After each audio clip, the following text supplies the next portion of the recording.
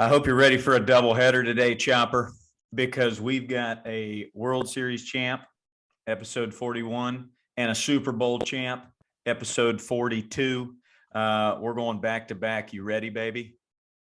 It's a great day for two. I'm looking out. There's not a cloud in the state out here in Arizona. It's a great day for two. I'm ready, Coach. Let's go. Listener, take a deep breath in through the nose, 4 seconds. Slowly out the mouth for 6. And just let this soul food roll right through your esophagus, down into your heart and your belly and your guts and anything else in the body, because we got some good stuff today. I want to crank it up with a "You look great." You've got a new tripod, and just tell me about that. Who gave that to you? Why are you looking so good, Chopper? I feel good, and as you know, we've had some issues with laptops and security issues with that. And my wife said, "Well, why don't you use my tripod? It has a little light on it." And I just feel really official at this point. I feel good. I feel great. I look good. You gotta look good to play good, as Primetime says. So I'm feeling great. Deb hooked it up with the tripod and just ready to go, Coach. It's a great day for two. Let's play two today. This episode is brought to you by our newest Patreon, Ricky Alvarez. Snaps. Let's go. Oh, snap. Ricky.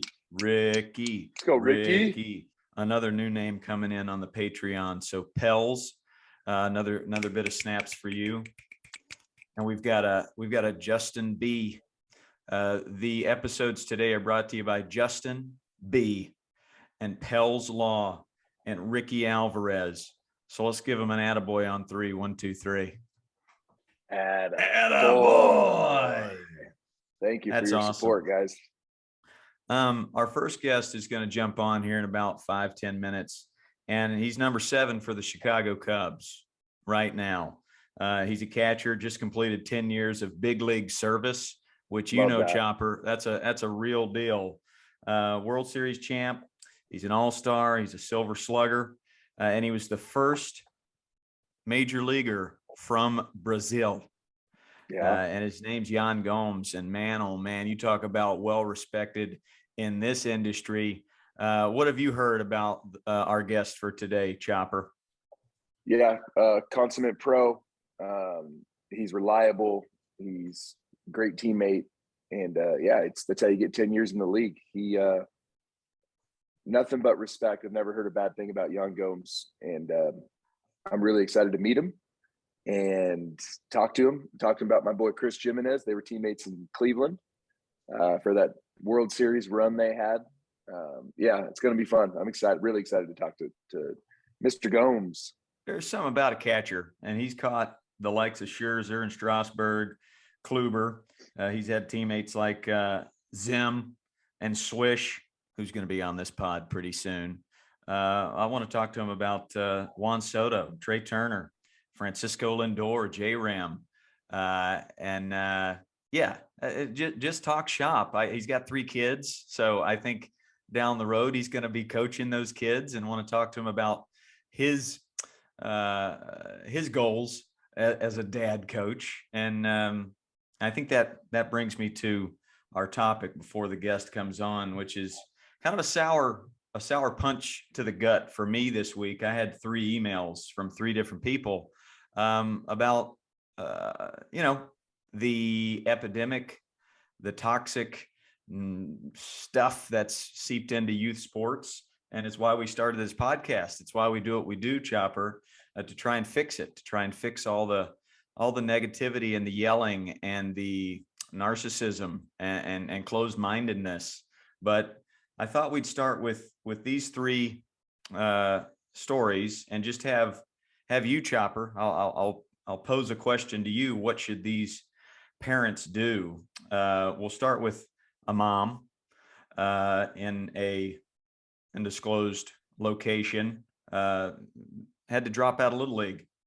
Son was getting physically bullied, taunted, and the coaches were being apathetic, did not step in.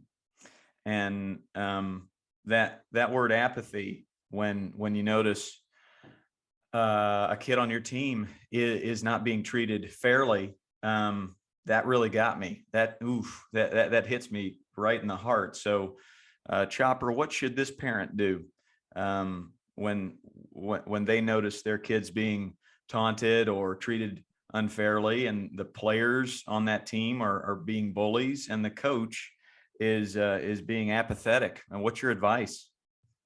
Well, I can speak firsthand. It happened to us as well. Our son Boaz, who's now 8, was playing Little League 2 years ago, and got bullied, got hit in the mouth, lips bleeding, and coach is apathetic. And we just fortunately have a relationship with the president of the Little League, and just went right to him and said, "Hey, you know, we're either out of here or we put our son on a different team." And they quickly put him on another team, and it turned into a great experience with another team and a great coach. So that's your first option. They probably exhausted that resource, it didn't come to fruition, and then they went ahead, removed their son. You got to do what you got to do. You can't do it. Kind of, we were raised like, oh, you start something, you finish something. If kid's getting bullied and the coach isn't going to do anything about it, you don't really have any other options. And that's what we did, and that's what I would recommend. Is you start with the coach, and if they're just going to have apathy and like, well, boys will be boys attitude, then sorry, you got to get your kid in a good spot where they can love the game. They're gonna not like the game anymore if that happens. So it's bigger than baseball at that point. Yeah, that's my first instinct as well. It is, instead of trying to fix the issue, if you can quickly let that child know that this is wrong. So people aren't perfect. Let's move on before you fall out of love with the game of baseball. I think it's also important to hold these coaches accountable. Yes, they're volunteers. They're volunteering their time, and they're possibly trying their best, and maybe they think they're doing the right thing. But whenever a kid is walking away from the game because of you, you're not doing the right thing. And I think Little League presidents have to hold these folks accountable. And I know there's a process in a lot of Little Leagues of talking to the coach and giving them second and third and fourth chances, which I'm all about. I'm all about kind of giving coaches resources, because it's a very hard job. It's difficult to manage all the different parents and their expectations and all the different kids' personalities. But again, the lens we've got to look through is a simple one. Am I making this kid want to come back tomorrow by the way I'm coaching? And in no circumstance, in any walk of life, when you as an adult see a kid taunting another kid, is that okay? And should we just be apathetic about it? That's even worse than that's worse than possibly even jumping in and laughing about it. I think they're both pretty equal. Can't be apathetic about it. You got to do something about it and become sensitive to it. I don't let anything slide, and stern face, serious face ball game comes out whenever I notice that. So possibly the coach was trying to wean that player out because they are not the highest skilled player. And that's the lens they were looking through, is win at all costs. So it didn't bother them. But we got to put character at the forefront. So something we've been talking about a lot. Another story, a dad, he's a head coach. And these are 5-year-old kids, has an assistant coach who's not on board with the philosophy, kind of combative on the way the head coach is teaching the skills. And I came to find out that this assistant coach who's combative, he really doesn't know what he's talking about. The head coach is really doing it right, keeping it simple, keeping it just very basic. And then this coach doesn't want the kid to bend his knees when he's batting, wants to take a big step. And he's just not on board with any kind of positive philosophy that the head coach is talking about. So I think I want to tease that, and we'll jump on that topic after we chat with our man today. But yeah, that's a tease, listener, about how can a head coach deal with a combative assistant coach on a 5-year-old baseball team. So that you wouldn't think that would ever need to come up, that topic, but I had a long phone call with the guy, and he's like, what do I do? What do I do with this guy? And it's causing it's really disrupting the flow of my team. So how about that as a tease, as we introduce our guest for the day, World Series champ, all-star, Silver Slugger. And one of the coolest things I found out recently, the first major leaguer from Brazil, first Brazilian all-star in any American sport. It's number 7 for the Cubbies. It's Yan Gomes. Snaps. It's good to see you, man. How are you? What's going on, guys? You guys hear me Good all right? morning. Yeah. We hear you. We see you. You look Good, great. You're looking Well, I good. appreciate it, man. I appreciate Oh. it. Thank you guys for having me. I do have a beach attire. I should have probably put that on. I wish I would have known. Oh man, this is how I roll. And I just found out that Mrs. Ballgame surprised me and the 2 daughters for my 40th birthday, which is coming up, with a trip to Hawaii. So this is a bit of a Ooh, a little Hawaii. Yeah, telling those that's girls, a good wife hey, right there. Love we're it. going to Yeah. Hawaii for Daddy's 40th. They were fired up. So That's good stuff. yeah, buddy. Well, thanks for coming on. If you just finished a long season there, I watched almost all of your games. I'm a big Cubbies fan. I got my Cubs jersey back there with the ball I see game, that. and I got to throw out the first pitch last year and this year. And one of my favorite moments, I don't even know if you remember this, but had a good seat for the game that I threw out the first pitch, and you were walking up to the on deck circle, and we caught eyes, and you gave me a how you doing look, and I was like, Yan Gomes just gave me a how you doing, buddy look from the bleachers. That was pretty cool. So thank you for Well, that. I'll tell you, I recognized you, and that's why I was like, oh, hey, man, what's going on? Like, I saw you throw out the first pitch. You did a podcast with a good buddy of mine, Alex, and I recognized you. I was like, man, hey, what's going on, man? Wow. Yeah, Alex Avila was on, and I just love having catchers on, because you guys, I mean, you're obviously just great leaders, but the way you communicate is second to none. That's why a lot of you become managers. Let's start there. Why is that? Why do catchers become managers and are just such great leaders? Well, I feel like we the simple answer I have for that is that we have to deal with 12 to 13 different personalities. It's not my way or the highway. It's I'm there to control a pitching staff, and also having to deal with being in a dugout with a bunch of guys, trying to get base hits and complaining about things and that. So you try to have to maintain an even keel as much as you can. But getting through 5 starters and then 7 or 8 bullpen guys, those are completely different personalities. I mean, you got guys from different countries. It can go as easy as that. Different parts of the country, literally different countries. Guys that don't speak the language. You kind of have to learn how to get guys through it, and you do your best. And I feel like that can definitely benefit from being a manager and then understanding how a dugout and how a clubhouse works.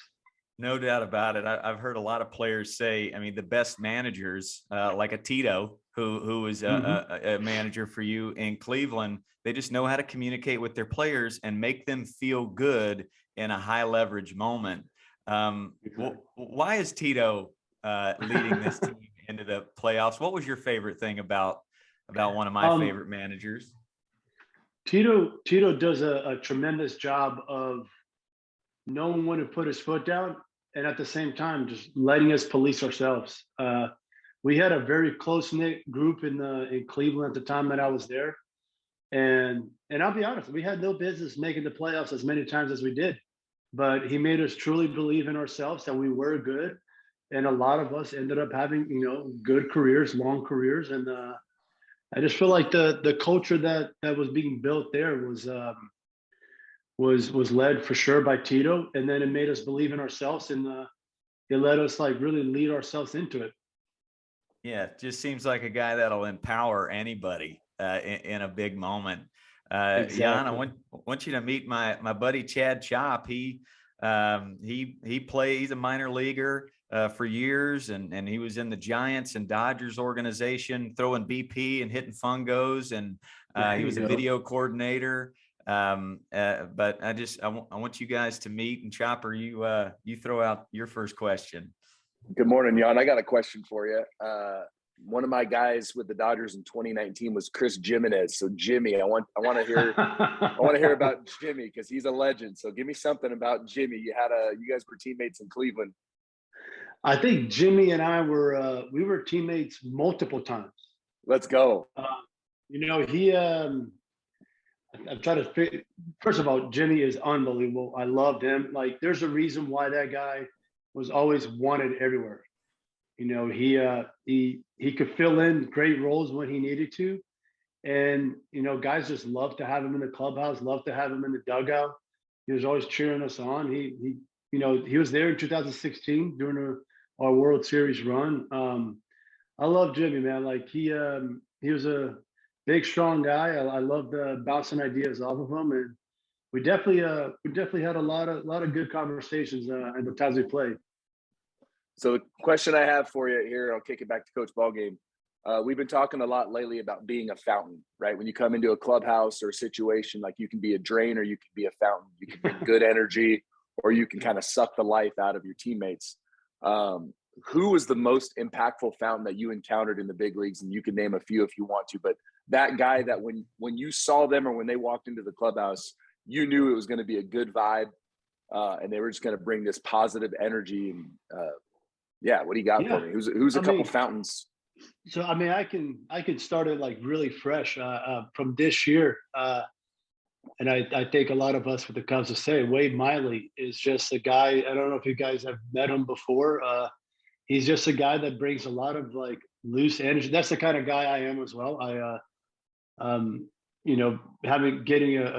Being fortunate to play for a little while now, you kind of get to go through a lot of guys like this. And you go, as soon as he walks into the clubhouse, you're like just sitting there, like kind of waiting for him to pull something. He's going to be a joke. He's going to, go talk to somebody, make fun of somebody when they need to make fun of. So Wade Miley, as fresh as he can be right now.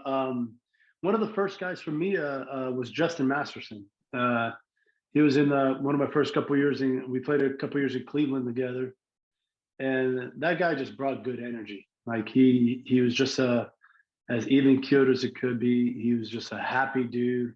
You could have deep conversations with him. You can have baseball conversations.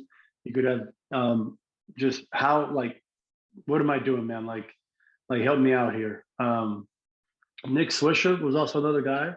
I had him also in Cleveland. He just brought like the super high level energy. It was almost like kind of tough. Like, you had to keep up with it. But yeah, those are the three kind of guys that come off the top of my head. I have a lot of guys that I definitely needed them to be there during some years. But those are just more of like my close-knit friends. Yeah, and that's what we talk about. And Kike Hernandez was on and talked about that too, of like, you need those fountains because it's a long season and there's some failure. And like you said, there's times when you're like, I don't know what I'm doing. And you just need someone to remind you that you're super good looking and you're really good at baseball and you're really good at life, and just kind of put that smile on your face. And all of a sudden you kind of relax and you kind of get back in the moment and be great. I love that. I love that you named some fountains, and that's huge. That's great. Coach Ballgame, what do you got? Not all of us can relate to Kike Hernandez though. He's a great looking guy. We're not all good looking like that. He's handsome. Kike. Oh man, we had Kike on, and man, he is just one-liners galore. I asked him, hey, what's your wife's love language? Is it words of affirmation, acts of service? He paused. Perfect comedic timing. Spanish. So good. That's a good one. So good. That's Kike right there. Well, I just texted Nick Swisher. I said, we got Yan Gomes on right now, and he just mentioned you because we've got Swish on next week. And he said, love that guy. What a stud. So Swish thinks you're a stud. He thinks you're up there with Kike. All right. Good, man. Good. You're in there. I enjoyed listening to your podcast on the compound with Happer, who's he's got his own podcast. And I just love listening to the stories you brought. And one of them was dealing with different kinds of personalities on the mound, but also behind you. You've got you've got to manage a lot of different types of umpires and strike zones. And, this kind of leads into something with youth baseball and the culture of yelling at umpires. When an umpire has blown a call, and you're there and you're sticking it and you're like, man, he's not going to call a strike here. Where do you go? Because you've never been thrown out of a game. How do you calm it down in those moments? I don't know if that makes me soft or something. I don't know, man. Like I don't want to burn bridges. I don't want to, I don't want to I just know this. If sometimes when I get super mad and, a different personality comes that is not me at all, and I'll say things I don't mean. So I really want to, I always have to keep because I got to go back there and, sit there with this guy like over my ear again. So there's you start learning about guys that can take it, guys that are that you can give it to them, be like, hey, stay on me.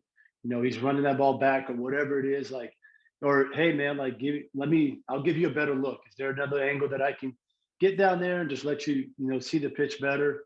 And then there's guys where you're just like just be quiet, like, because they just don't do well. You'll learn about that. I would say I've gotten very close to getting thrown out once, and I just didn't like the way that I was like even thinking and talking to him, because at the same time I got to go back there and control a pitching game. And I usually tell guys on team, or whether it's a pitcher, whether it's hitters, like, hey guys, let me argue with them. I'll try to get the best out of them, because you don't want the umpire to have a huge impact in the game. I know, they're all humans. They're all going to make mistakes just like we do. But at the same time, you'll have to learn, just like the pitching, man. You have to learn some personalities that you can get on, and then sometimes, really, our pitchers and hitters, they want to take care of themselves. Go for it, man. Because I will go back there and defend you as much as I can, and have to, try to diffuse the fire a little bit, because we don't, we got 9 innings to play. Well, man, I can relate with that other personality that kind of wants to come out sometimes, and yeah, you've got to learn. It's something we've tried to teach our listeners out there that are yelling at umpires, and some of these umpires are 14 years old at these little league games, and they're still yelling at them about a bad call, and you've got to be able to understand the moment and calm down when need be, and just be a fountain again instead of a drain. Yep. So attaboy for that poise. Chopper, back to you. Yeah, a couple things that you talked about, Yan, that I want to touch on, especially for youth coaches, right? If an umpire makes a bad call, everyone knows he made a bad call. Your players know that he made a bad call, so now they're looking at you as an example of how to deal with adversity. Right. So you've got to be able to be calm. You can go out there, call timeout, be respectful. Hey, I disagree with this or disagree with that. Can you ask your partner? Thank you, sir. They do it. If they overturn it, great. If they don't, okay. And then you walk off and you make sure your players know, hey, this is an opportunity to overcome. This is not an opportunity to complain and whine and get lost, and live in the past instead of getting in the moment. Yeah, Coach Ballgame. And then it's apples to oranges as far as Major League Baseball and Little League Baseball. I mean, this is your livelihood. If an umpire makes a bad call, Yan, you might strike out, and then you don't get that extra year of service. You're not able to put the food on the table for your family. Like, it's a whole different deal. So when they say, I'm just doing what I saw, a player or a coach in the majors do, you're not feeding your family with this game. No. They are, No, absolutely. And I think to your point, every opportunity is a teaching moment. Whether it's for your kids on how to handle, adversity, whether it's for your teammates, because there's the young guys and then there's old guys. Everybody just seems to be complaining about the strike zone now. And I watch the games now in the playoffs, and I get it. I like a guy strikes out looking, and I'm like, this guy complains about and that really gets on me. Like, because I'm like, dude, get out of the box, because it's a strike. Like, You don't have, or, in quotes, like what we say, like, you don't have the amount of time here to complain about this strike right now. Like, like there's these kind of conversations that you have, because like sometimes you just want to put guys in their places. But at the same time, especially in the youth league, man, like every time is a teaching moment, whether it's for your kids and whether it's for really a 14-year-old umpire that's just trying to make some money on a summer job, or whatever the leagues are. You're just like, hey, bud, like, slow the game down. That's the one thing that I always tell guys, like, slow the game down. You don't have to make the call so quickly. Like, just take your time, think about it, make the call. And then those moments are going to start, becoming easier, and you'll see a lot of moments happen. Yeah, I mean, there's more guys that are needed like you guys to teach the young community, because I do keep up a lot with you guys, and you guys do keep the game fun, keep the game like it's supposed to be. No one is getting recruited at 6, even at 12 years old. Really, no one's making the big leagues at that age. Now you go to the DR, yeah, there's going to be 16-year-olds ready to play in the big leagues, and even here. But at the same time, man, like just enjoy and learn the game. There's teaching moments every time you go out there, and just slow down, like just slow it down. Yeah, and to your point of like these kids that are really good, like let's talk about, hey, like the prospects. Okay, great, you're a prospect and you're really good. That's awesome. You still need character, right? You still got to be able to like carry yourself with integrity, and all these things matter. If you think when Hunter Green, really good stud athletes from Orange County, I believe it's Hunter Green, I'm pretty sure. And his high school coach, Brett K. J. Sarah, they played against my best friend who's at Laguna Beach. And he brought up the fact that Hunter Green was 0 for 4 with 3 strikeouts, made 2 errors, had 30 scouts. Every team was represented. He looked like he was 4 for 4 had this good energy. He was a fountain. And it's like, if you think they're going to give you this big old bag of money and you're throwing your stuff and being crazy, like that's not going to happen. They're not going to invest in you. So even if you're really good, you still have to carry yourself with some level of integrity and a professionalism that you can stay calm and carry yourself the right way, or else they just won't give you the amount of money that you're hoping for. I like that you said with umpires, you talked about, this is what I do as well. I'm a head coach at a high school, and from the dugout if it's a strike, right? As far as hey, that's not low, right? I don't argue with umpires. I won't do it. I don't allow my staff. I don't allow my players. It's just not a thing we do. We look to overcome. But I'll come out in between innings and I'll say, hey, Brian, I'll talk to my catcher. He's got to give you a better look. You got to give a better look on that pitch that's down. He's not sticking it, and I'm going to talk to him. But, hey, you're doing a great job. Don't ever blame the umpires. If you can use that, you know what I mean? Like you do, like, hey, I got to give you a better look. I love that, because that's like my biggest thing. And for coaches that are coaching high school, like, use that. That's a real thing. If it's not a ball, but you can't just say, hey, that's not low. It's not going to help. You got to find a different way to let them know. Question I have for you, Yan. Let's go back to 2019. I want to talk about momentum, because, and I was with the Dodgers at that time. So I was doing replay and coordinating video for them, and y'all came in and just had this momentum and this camaraderie. And I want to talk about that, and just like, how did that come about? You can see it right now with the Padres and the Phillies, right? And it's going to be scary. But what was that like? And y'all knew you were coming in to face the best team in baseball, arguably, but y'all knew you were about to do something really special. What was that like? No, yeah, that was, and I'm sure you guys probably have like read before. There was like that moment during the year where we that clubhouse flipped. We truly started trusting in each other, started trusting, on what we were supposed to look like, and we were just having fun. We had a tremendous game against Milwaukee. We overcame. We were down in the 7th. Josh Hader comes in, one of the best closers of our generation, and comes in, and we overcome. I mean, I'm using your words here now. And Juan Soto gets a big base hit. We ended up coming winning the game, and now we got to go play the Dodgers. Year in, year out, they win 100+ games every year. You guys refuse to lose. So we came in really, man, like we had no pressure on us. Like we really didn't. We came in just ready to play a ball game. Hey, everybody could get knocked out, And at any point, one team can be good, and that's what we were. We didn't come in. Hey, Dodger Stadium, you got all these celebrities sitting on top of our decker. Dude, let's just have a good time. I'm telling, dude, there was the strangest feeling, like how as a team we were coming together and just having a good time together, which meant like it leads to like guys rooting for each other, guys like um, wanting each other to succeed, and it's contagious.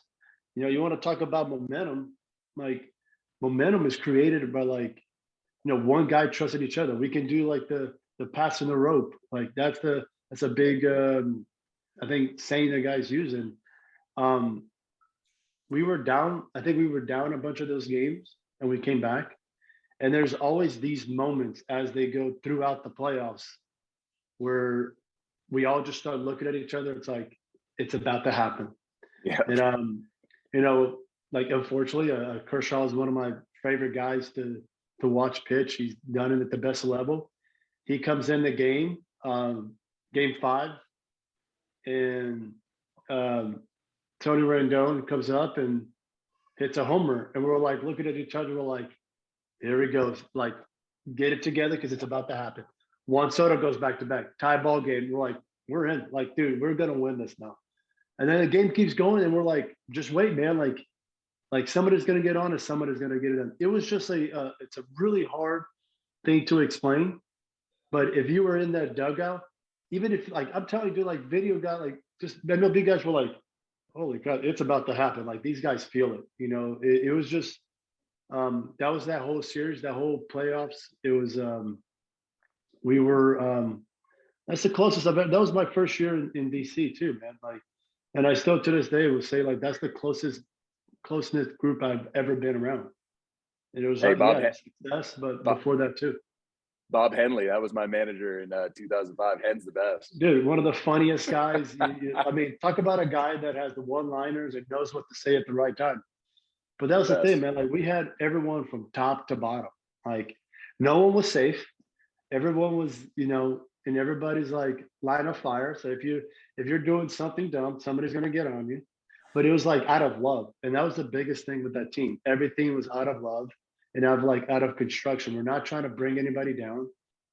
So anytime like the accountability that we held for each other was just so high, whether we liked it or not. But like it was just such a fun team, and that's just kind of how like I mean I could sit here all day and explain to you, but I think it might be too short of a podcast to get going with this.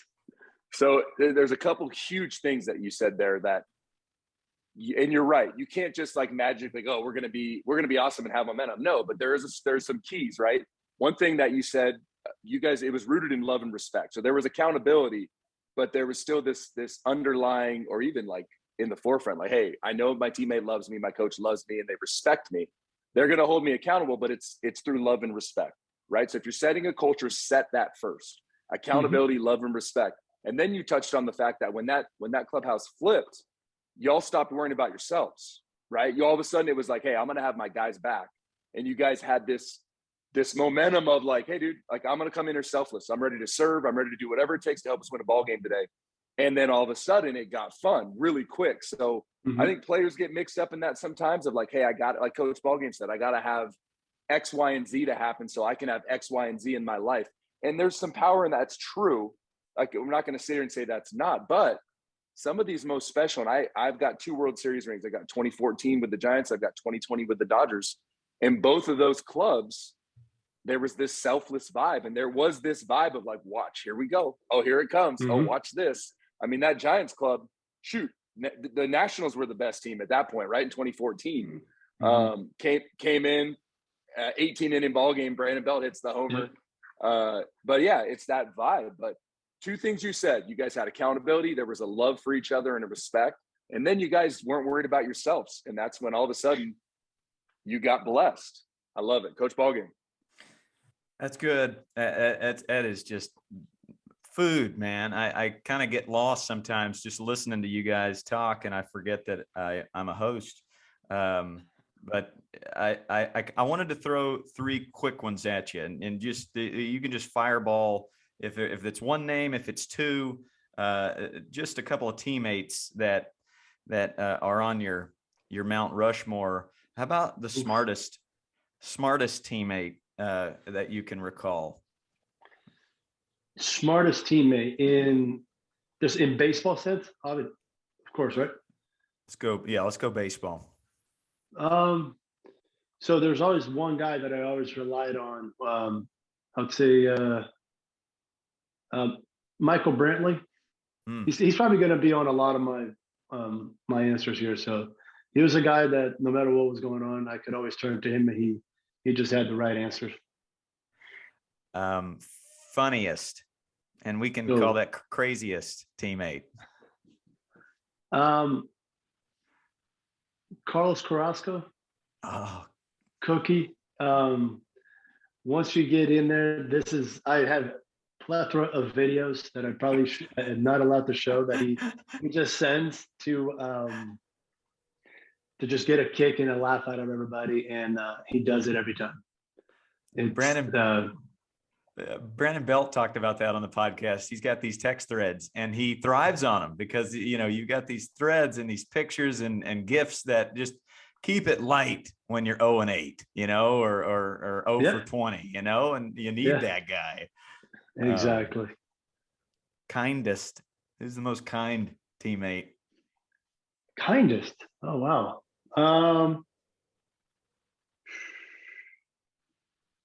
Justin Masterson. Selfless. Sure. Yeah. Yes. I mean, it's something it's one of my priorities when I'm teaching kids. How kind can you be? And I have parents that will come to one of my sandlots and they're expecting to be anxious for 2 hours and just scream at umpires and hang on every pitch.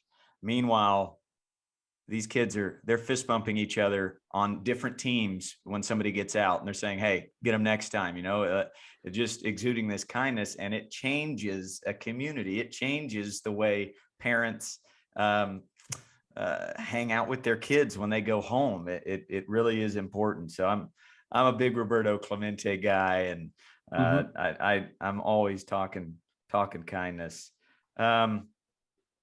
Yeah, I want to jump into a trivia before we close up shop here. We do some trivia, and this is you, Yan, versus Chopper, and this is Yan Gomes trivia. Before we get to the trivia, Chopper, did you have anything else? Any hard hitting questions for our Silver Slugger? I mean, I loved everything that Yan. I mean, and I knew he would. He's awesome. So. The one other question I had, and this could be from any point in baseball, from youth all the way up, is there a coach that stands out? And there's probably a lot, but like your most influential coach, and why were they so influential in your journey and your development? Yeah, for sure. There was a guy named Wayne Hendricks. He's actually a coach at the high school that I played at, and he was the first guy that put me under his wing. Background of my story, I moved from Brazil to Miami. I was born and raised in Brazil, moved here, and my dad he's a tennis coach, and I played baseball in Brazil, and we went to this center, and there was baseball going on there, and they're like, hey, my son plays, and this guy took care of me, man. I was in his car everywhere we would go. He would drive us because my parents were both working, and trips. If we had to go play some tournaments, he took care of us. He was just so. He's definitely one of the most influential guys that I had growing up in the youth with youth sports. But I'd say from once I signed. Sandy Alomar Jr. Was one of the guys that I tremendously looked up to. Obviously, he's one of the best catchers to play in this game, but he was also, he was my bench coach one year. He was my first, but we would just sit and talk. This is one of the coaches that I could text him right now and be like, "Hey, dude, I love you, man. You've been a big part of what I've done," and he'll text me right back, "Hey, love you too, brother." You know what I mean? Those are, and it's not out of being uncomfortable either. It's this guy's truly one of the guys that's helped me love the game more. Helped me want to be at the ballpark with him. I love it. It's great. Yeah, my two growing up were Bob Spore and Mike Robertson. Same thing as you said. I mean, I just remember being in their cars, in their vans, heading to a tournament, listening to classic rock. You know, and their thing. Well, we had a really good program, and their thing was they would always have their guys because there's a ton of guys, Phil Nevin, all kinds of guys from the big leagues. They would just give some of their equipment to us. We were 14 and 15, and their thing was, hey, just pay it forward when you get there. Just like that's kind of how they did it. It was cool. It was really cool. I love that. Good on those coaches. Out of obviously Sandy Alomar, Lane Hendricks. Love that, dude. Out of to both of them. To the coach out there, to the parent, what stood out to Yan Gomes? Not the coach that taught him how to hit missiles to the opposite gap or frame a pitch. It's the guy that would sit down beside him on a bench and just talk to him. And man, you talk about really making an impact on somebody. Just slow the game down, sit down with them, and ask them questions. How are you today? You know, you having any trouble in school? That means so much to a player. So that's Coach, awesome. Yeah. Let me say one last thing for any of our professional coaches out there. I'm talking to the professionals. Okay. And Yan, you can nod your head if you want to, or you don't have to. I'll say it because I can say it because there's no repercussions for me. There's a lot of coaches that it's about them. Right. And that's not the play. Be about the players, be a support, be a guy that's willing to sit down. Sandy Alomar Jr., if he's not in the Hall of Fame, he should be. And it's a high, you know, baseball family. But what you said about him was he's available and I could text him right now. He's going to text right back. Like, be that, be there for the guys, be supportive, be there and show up to the field. How can I serve today? There's not enough of that in the big leagues from those coaches, but those that are there, and I feel like they're starting to usher in, that's how you create that positive environment, the environment that Tito sets, where it's this well-nutritioned garden, and you're going to grow as much fruit and vegetables that you're supposed to with that talent, maybe even more. Yan, you said it, like y'all had no business being in the playoffs, but you were in the playoffs almost every year because you had quality humans around you that wanted to serve and love. That's it. That's my public service announcement to professional coaches. It's not about you, coaches. Bang. Yeah, I'm not going to follow any up on that. You got it. Preach, brother. I love it when Chopper gets excited, man. It is good stuff. Okay. Chopper, have you ever won in this contest, this trivia contest? I won once. Yeah, I'm one for about 15. Okay, you're 1 in 14. As soon as you know the answer to Yan Gomes trivia, answer it, either of you. And whoever answers correctly first gets the point. Most career at-bats against. What pitcher does Yan Gomes have the most career at? Incorrect. Close. Keep going though. You can get it wrong and then keep rolling. I don't know this. You got 41 career ABs against this guy. Mark Burley. Incorrect. No, I think I only got like 2 or 3 of them. I was trying to think. I was trying to think of lefty in the AL Central. That's where I'm going with it. He's extremely relevant to this day. I'm terrible at these, man. He's literally relevant today. Wow. Who's playing today? Yeah, I was gonna say he's starting today. It's not Quintana. Hold on. I'm cheating right now. I'm not looking. I'm just looking who's playing today. You're good. Quintana's not. He's out. He was with the Cardinals. Yeah. This is great, listener. Can you give me initials? This is your hint. He made me dry heave. Oh, Verlander. I know. Bang. That. Justin Verlander, 41 career at bats. You've faced him more than any other pitcher. And if you listen to the Alex Avila podcast, you know that in college, he threw a curveball that made me dry heave, almost throw up. I think he's still doing that. He is still doing that. He's still doing that to people. It's crazy. You held your own against him, but just put us in the batter's box against Verlander and maybe Scherzer real quick as Chopper takes a 1-0 lead. I know this because we just faced him this year. I do have a way better feel of how to face Scherzer. I think I'm betting 500 off Scherzer. Verlander, you cannot swing high enough to get on top of his baseball. He throws from a high angle, and it never comes down. It stays up. Like, it's not. I'm really just playing. I'm just trying to play pepper because my goal is just like, all right, don't strike out. Don't strike out. If I don't strike out 3 times today, I came out winning on this one. But yeah, I guess, from the time in Detroit, we got to face each other a lot. And then we'll delete. Hey, we got to delete that Scherzer clip because if Max gets wind of that, dude, he's gonna come back. Please, no. I will. Hey, he's coming for you. Please, we've already had this conversation. They did when we played each other. They were like, "Oh, so you let your old teammate get you twice today?" He's like, "Oh no." We'll have a lot of conversations about that. Yep. Man. All right. 1-0. All right. I don't like losing. You guys are brothers. Most hits all time. You got 13 hits against this guy. Kyle Gibson. Bang. 1-1. Let's go. Kyle Gibson's going to be there one time. I know somebody at the Central. I got to get. Hey, he's nasty too. Gibson's nasty. He just doesn't have that rise like Verlander, huh? Is that the key? No, everything was coming down, and it's no secret. I hit the low ball pretty good. Let's go. 1-1. Most runs batted in against what pitcher? Oh, jeez. You got 9 ribbies against this guy all time. His first initial and his last initial are the same letter. Oh, okay. Oh, Chopper, you got this. That. I have no idea. I know. You got to. I thought these were going to be a little bit like less trivial than. Oh, this is hard, dude. Hey, this is hard. He's giving me a chance. What do you got? Southpaw. Lefty. Not Chris. All right. Not Chris Sale. Jimmy owned Chris Sale. I heard all about that. The initials are D. The initials are DD. Lefty.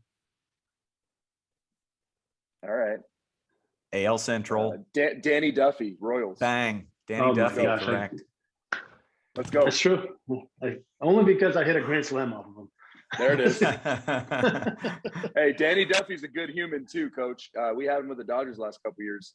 He's a really good human. He's quiet and he's got that social anxiety a little bit, but like I had opportunities to have conversations with him.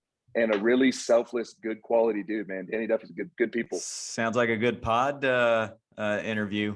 Get him on the pod. Yep. Bang, biscuit. 2-1 Chopper. You're starting to come around here. Well, you're asking obscure stats here. I love it. No, we need more of this. You got to be dialed in with these trivia questions. Most hits midweek on the road while wearing high socks. I got all that right. one. You got that one. Who got him the most? Who struck him out the most? What pitcher? Verlander. Incorrect. Probably wrong. Yeah, you don't do the same answer twice.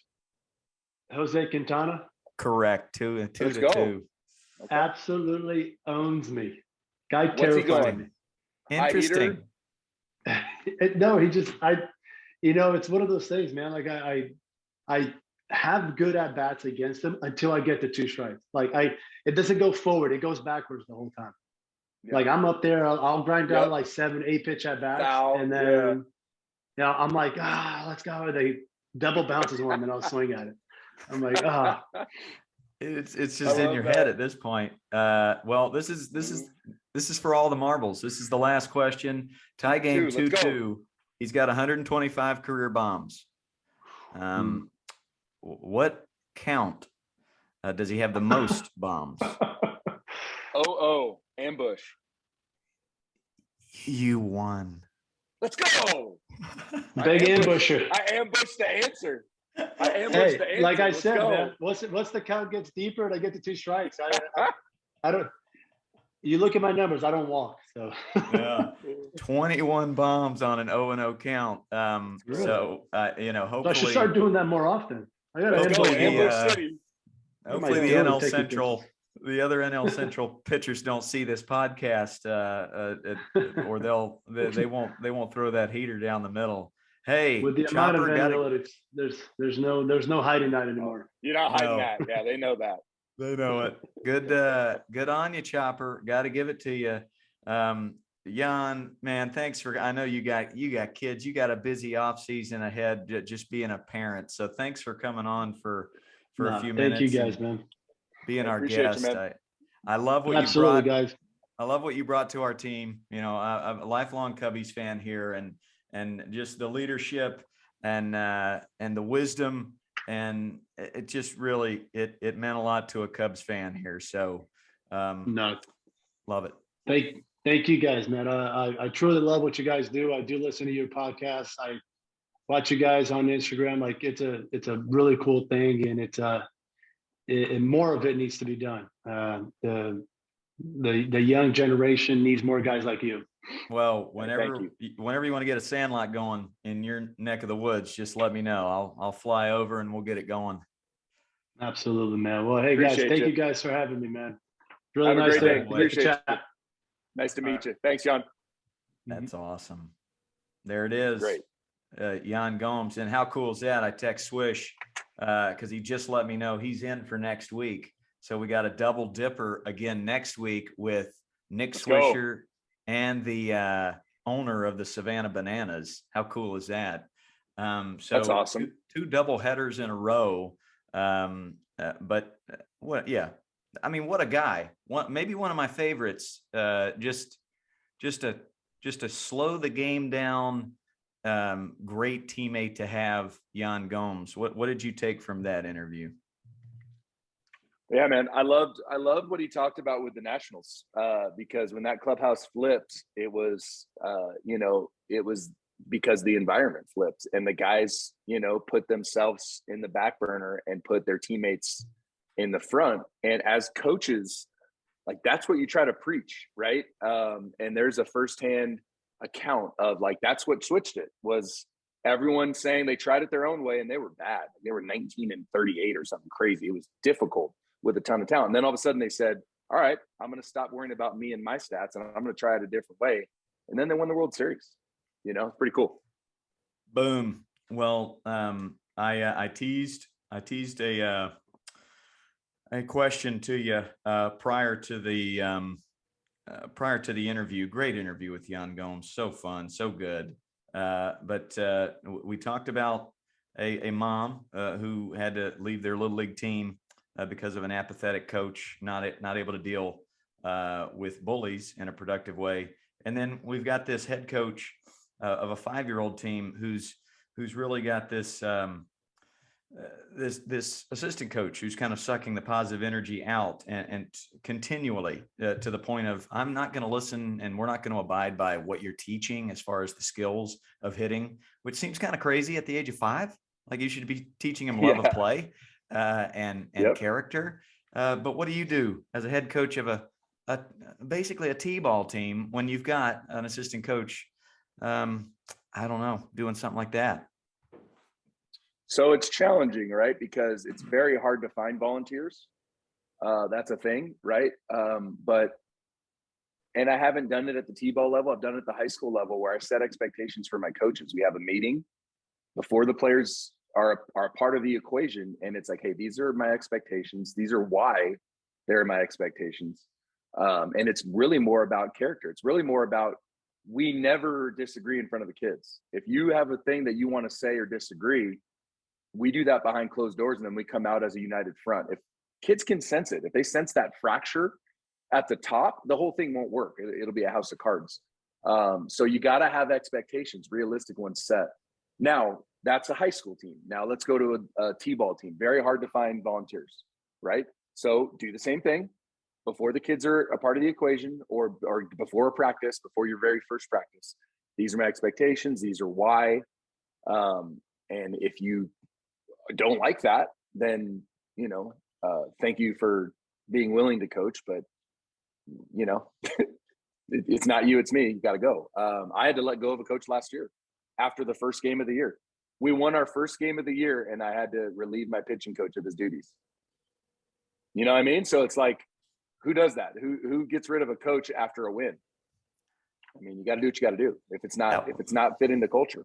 That was my exact same reaction. It is, as harsh as this sounds, it just seems like ways need to be parted just to save the entire group. And I related it to the one kid who's being disruptive in a team meeting of 50, as opposed to just making it all about that one kid. and then cut the other 49 short of a good product, you got to cut your losses. And I know you kind of you want to teach and mentor and change the way this person is acting. Maybe same with a parent who's just very needy, or I want my kid to play more, or yelling negatively. The expectations have to be set early. And I think you do a great job of doing it in the right way. And if there's one person I'd want to fire me, I think it would be you. Why? Because you're honest, but you come from a place of love. So I think that's that's the play. You got to be honest, and you got to set the expectations clearly. I'm the head coach, and this is how it's going to go. Parents, coaches, are we on board? And if you're not, we're not going to ruin this season for our kids. Bang. Yeah, 100%. 100%. Yep. Yeah. Lastly, another mom, manager, coach screaming at the kids, parents constantly yelling criticism at the umpires, kids crying because they struck out because they're afraid of their coaches yelling at them or parents yelling at them. And then a mom coming over to the dugout and saying, you wait till you get out of the dugout. You don't cry on the field. Don't ever do that. And then the kid cried more. Just lots of tears on a 8-year-old baseball team that seems to be stemming from parents that are making it about themselves and possibly, to be honest with you, some mental health issues. But this mom's question is, why can't parents just be quiet and watch the game? What should this mom do, Chopper? That's a tough one. I mean, it's a toxic environment, right? And if you're just a parent, you don't really have control of the environment itself. So I don't think there's any other option but to kind of take your kid off that team. You can try to talk to the coach, and do that and say, hey, I got a podcast for you. Would you be willing to listen to it? And then maybe you can kind of rehabilitate it. But it sounds like that's like a whole team of just combativeness, and it's not a good environment. I talked to my coach just what is today, Tuesday, on Sunday, and it was really cool. We've got 8-year-olds, right? And it was this moment where the kids were having a little bit of trouble. We were hitting them some fly ball. We're kind of advancing to like, all right, now we're going to get a high level of reps, a bunch of reps. And this kid was having trouble catching fly balls. And he's like, Coach, what do we do? What do we do with this? And the biggest thing that I wanted him to know is like, hey, they're 8 years old. We're going to keep giving them reps, and we're going to make sure that they have joy. Like, that's it, because this game gets hard, as you know. You get to high school, you get to college. High school, it's still fun. College, it kind of stinks if you don't have that underlying joy. So when you're young, it's about joy. It's about fun. It's about getting reps. If you screw up, hey, get up, Jimmy, try again. Hey, try again. They'll figure it out, or they won't, and they'll find their other passion, and that's okay too. But we're not going to yell and scream and hem and haw, because first of all, we're wasting our energy, right? Second of all, it's not what it's about. It's about joy. It's about fun. It's not about execution yet. You keep trying to have them execute, but at the same time, like ages 6, 7, 8, 9, 10, 11, 12, 13, 14, it's about joy. No scouts are coming out to look at your 8-year-old. My 8-year-old's elite. He's super good. No scouts are coming to see him. They don't care. Cool. Be elite when you're 16, and have character. So, yeah, dude, it's about joy. But for that parent, long-winded answer to say, Coach, listen to this podcast. Oh, you don't want to? Okay. Thank you for your service. We're out. Yeah. And I would add to that, once again, it's the exact same thing I told her. Send them our podcast, and maybe send them the episode of the 15 core values of coaching, and then maybe throw a Mookie Betts or an Albert Pujols episode his way, to maybe he'll listen to them. And then have them call me. I would love to talk to these people and just ask, what lens are you looking through? I mean, it's my mission. I'm passionate about it. So put us together on a text, and I will be glad to let them know how negatively they're impacting kids, and how they need to just do better if they're gonna be that self-righteous. So that's that. And hey, I kind of thought we were doing something about this problem, and I think we are. We're putting a rock in people's shoe, but it keeps materializing and it keeps snowballing, and it's the problem's not going anywhere. So we'll keep driving it home, brother. But I refuse to end any podcast on a sour note. We're going to continue to rake. And I think we're just exposing more and more of these stories and getting the stigma out there and getting, there's no stigma on this. This is a problem. Let's shine lights on it. And I guess before things get better, they got to get worse, huh? Yeah. And I wish every coach at every level would have a mission statement. You know what I mean? Because you'd be able to get a glimpse at their heart, and you'd be able to know, like, there's plenty of coaches that their only goal is I want to win as many games as I can and stack as many of these, pot metal rings that they give away at these tournaments or in Little League trophies and ribbons and all the stuff that ends up in a box in your garage as you get older because mom and dad don't want to throw it away because they think you still want it. And you just say, hey, dad, throw that away. I don't care. If that's their mission statement, then that's not the team for you. It's just not. Your son's not going to thrive in that environment. Yeah, sure. Like, I'm as competitive as it gets. That's a blanket statement. I'm as competitive as it gets. You chewed seeds against me.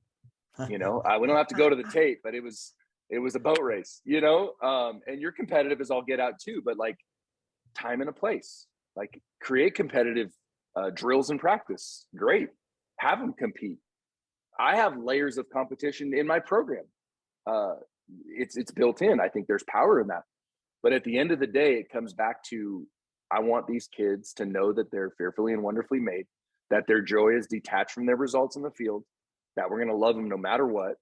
And I want them to have fun, and I want them to love the game. This is our favorite game. This is what we want to do. We wake up every day and it's God family baseball. We're thinking about our families, and then we're thinking about baseball, and that's why I spring out of bed every day is, all right, what can I do differently in this practice plan to help these kids? What lesson can we use from not sliding into second base? Like whatever it is, it always goes back to baseball. It always has, and it always will in my life. So I don't want to ruin this sport for other kids. I think there's too much beauty in it. But I think that would be cool. I think every coach should have a mission statement, and then you get to see, and then if you put it on paper, it can be like, wow, that's not it. Like, that's why I'm doing this. Like, okay. Or maybe you're like, yeah, that's it. And then, okay, go find 12 like-minded individuals that want to be that. And then go get on an island and then burn your boat. And then hopefully we don't have to see it anymore. And then we can get into some coaches with character and love and respect of the opponent and that stuff. Bang. Well, we're going to take a 5-minute break, eat a protein bar, and then we'll jump on episode 42. So we will continue to rake and tune in for this doubleheader. We got our Super Bowl champ Brad Johnson coming on next. So bang, bang, bang. Thank you so much to our 6 Patreon supporters now. We're up to 6. Outstanding.